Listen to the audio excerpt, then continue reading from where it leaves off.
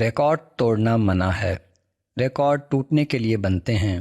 ہر record مشکل اور محنت کی سطح ایک درجہ مزید بلند کر دیتا اور چیلنج دیتا ہے کہ آؤ مجھے توڑ کر دکھاؤ۔ اور ہر بار کوئی عالی حوصلہ پیدا ہوتا ہے جو اسے شکست دے کر نیا ریکارڈ بنا دیتا ہے۔ دنیا کی ساری ترقی چیلنج قبول کرنے اور اگلوں سے آگے بڑھ کر کچھ کر دکھانے کے جتن اور حوصلے کی مرہون منت ہے۔ ایک سے بڑھ کر ایک ذہانت اور حوصلوں کا سلسلہ ہے جو دراز تر ہوتا چلا جاتا ہے۔ یہ گویا کل یوم ہوا فی شان کا مظہر خداوندی ہے۔ ریکارڈ ایک بار بننے کے بعد اگر نہ ٹوٹتے تو کسی بھی کھیل یا شعبے میں کوئی دلچسپی باقی نہ رہ جاتی۔ حوصلے پست ہو جاتے، لوگ بور ہو جاتے۔ لیکن اسی دنیا میں ایک شعبہ ایسا بھی سمجھا جاتا ہے جہاں ایک بار بننے کے بعد ریکارڈ توڑنا ممنوع سمجھا جاتا ہے۔ یہ علوم دینیا کا شعبہ ہے۔ بتایا جاتا ہے کہ یہاں جو علمی ریکارڈ اگلوں نے قائم کر دیے وہ اب قیامت تک ٹوٹ نہیں سکتے۔ نئی نسلوں کے حوصلوں کو پرواز سے پہلے ہی حد پرواز بتا دی جاتی ہے کہ اس سے آگے بڑھنا منع ہے ورنہ پر جل جائیں گے۔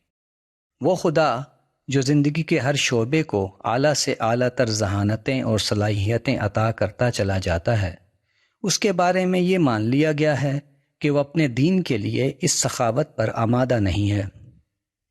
تسلیم کرایا گیا ہے کہ جو لوگ اتفاقاً پہلے پیدا ہوئے وہ علم، ذہانت اور قابلیت ہی میں نہیں بلکہ تقویٰ میں بھی اتنے برتر تھے کہ ان کے معیار کو چھونے کا تصور بھی محال ہے۔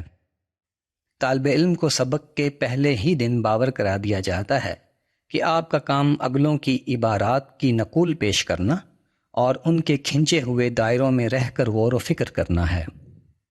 اندازہ کیا جا سکتا ہے کہ کس طرح ابتدا ہی میں حوصلے، ذوق اور تجسس کا خون کر دیا جاتا ہے۔